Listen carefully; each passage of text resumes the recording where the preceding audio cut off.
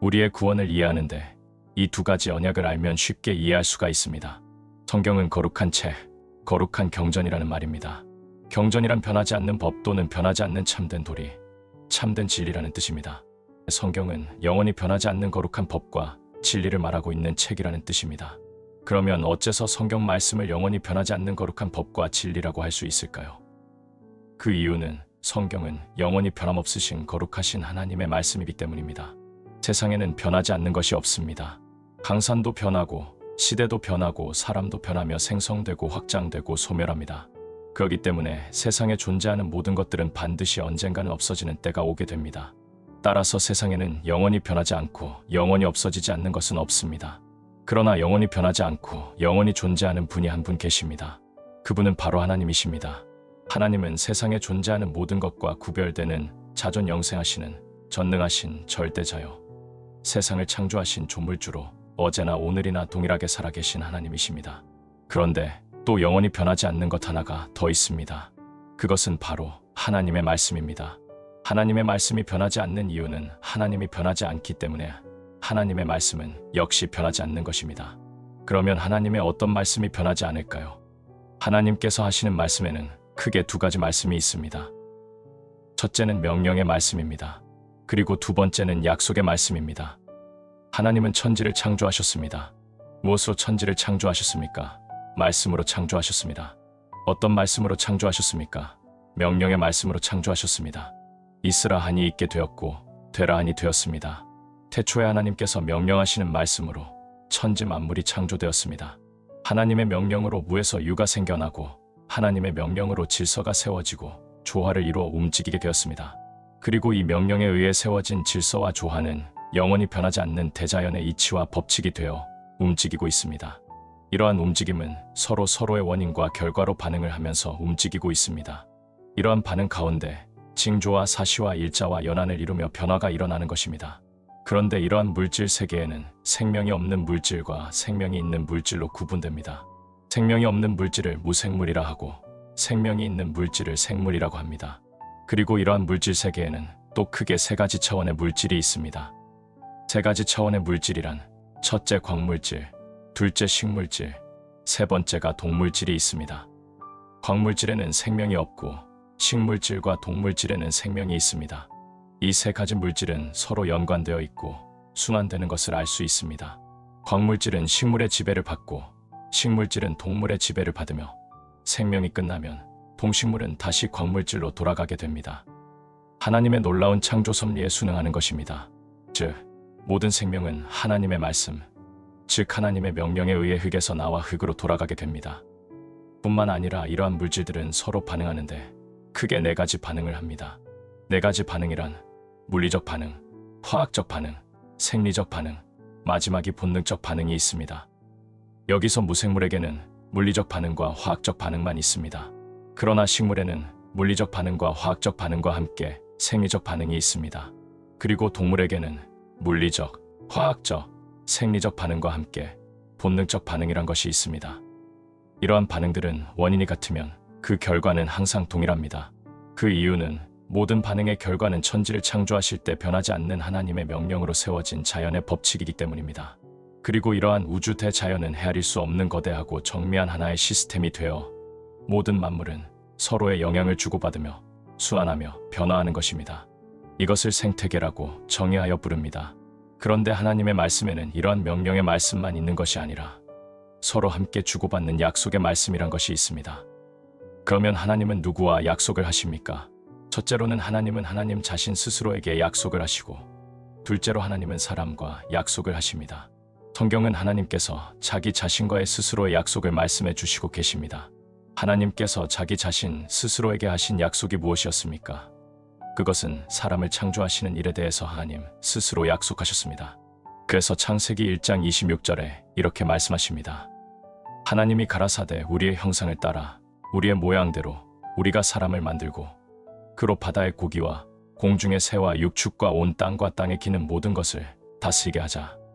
하나님께서는 하나님 스스로에게 하나님 자신의 형상과 모양을 따라 사람을 지어서 그 사람으로 땅에 있는 만물을 다스리기로 하나님 스스로에게 말로 약속하셨습니다.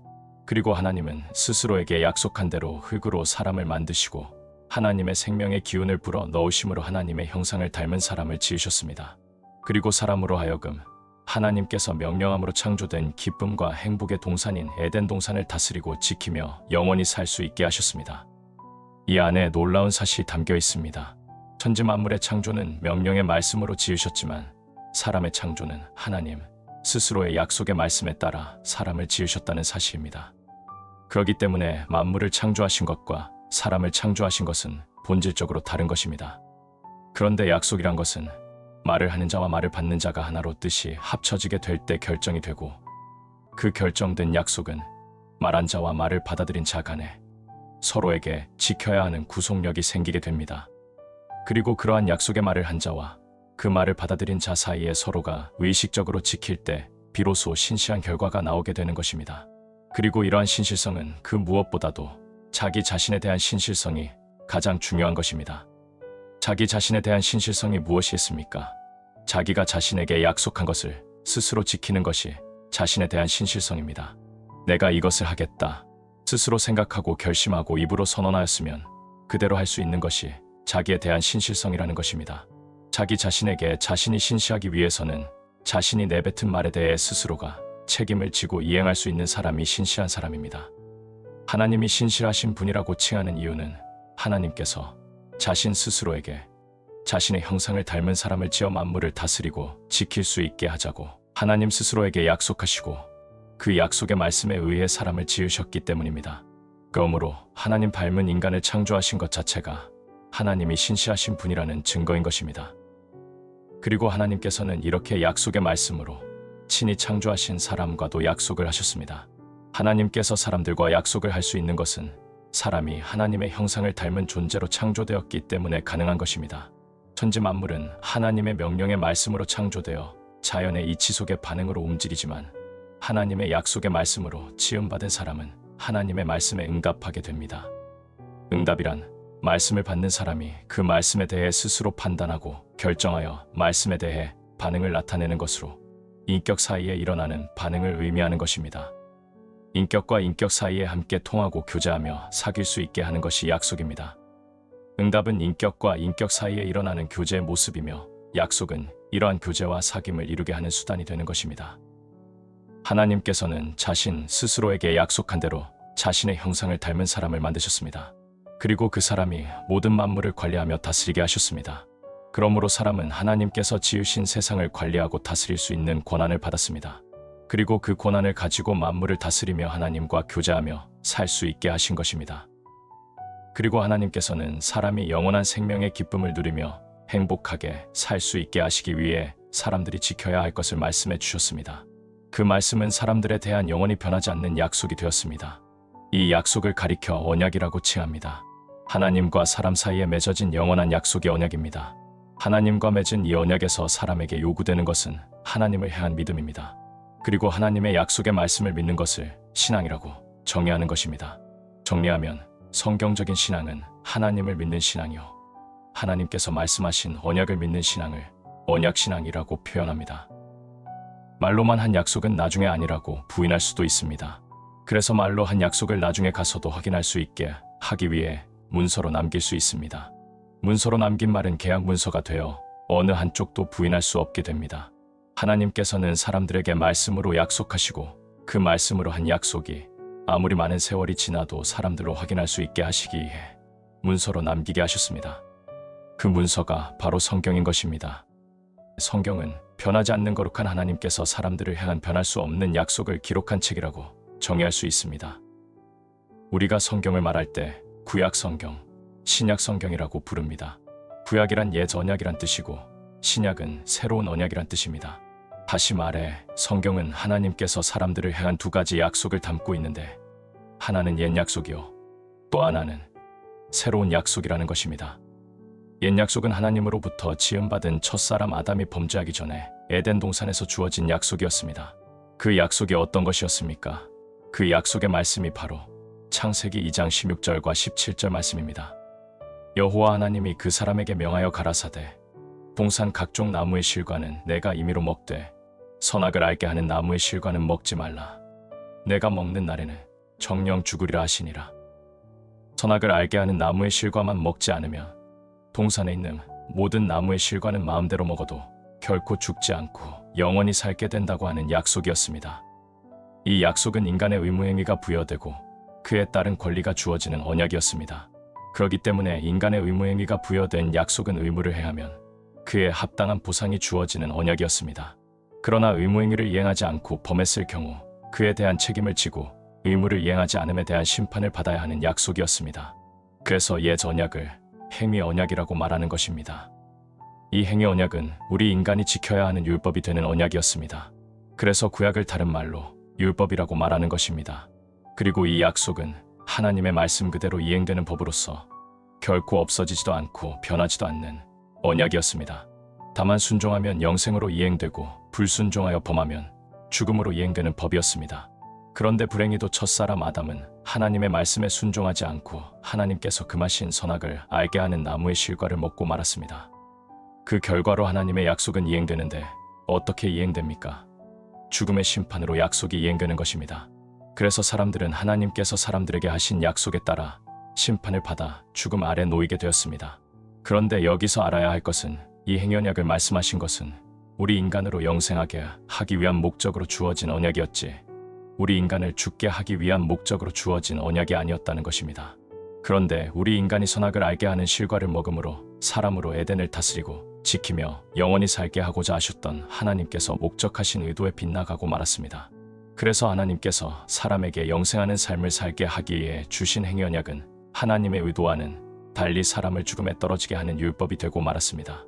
여기서 하나님은 새로운 언약을 주셨습니다. 그것은 구원의 언약이었습니다. 그런데 이 구원의 약속은 사람의 노력이나 행위가 요구되는 약속이 아니라 하나님의 무조건적인 희생적인 은혜로 이루어지게 될 약속이었습니다.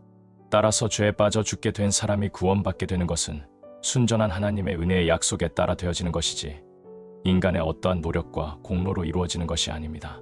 이 언약은 인간이 범죄하고 타락한 후에 주어진 하나님의 새로운 언약이요 사람의 어떠한 행위가 요구되지 않고 하나님께서 온전히 이루어 주시겠다고 약속하신 언약입니다.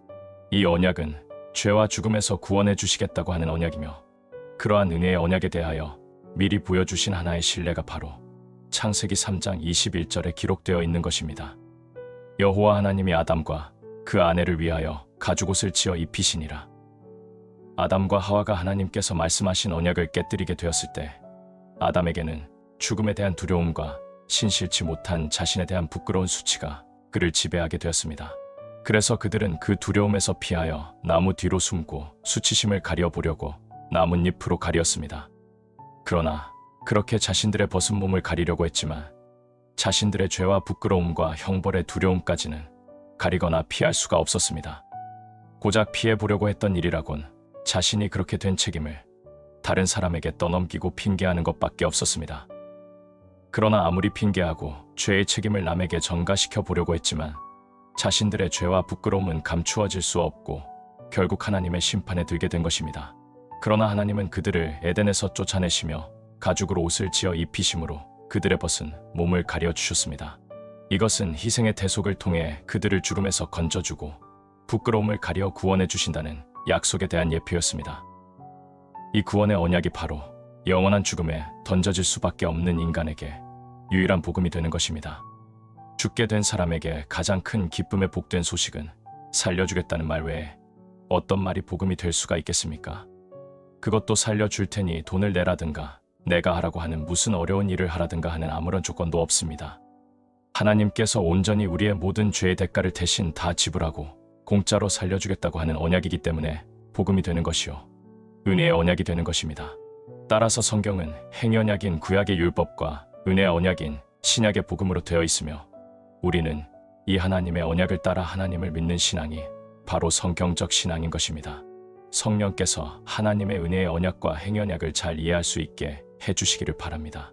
우리 모든 성도들은 성경적 신앙의 기초를 단단히 다지고 하나님의 놀라운 은혜의 자리에 설 수 있게 되기를 주님의 이름으로 축원합니다.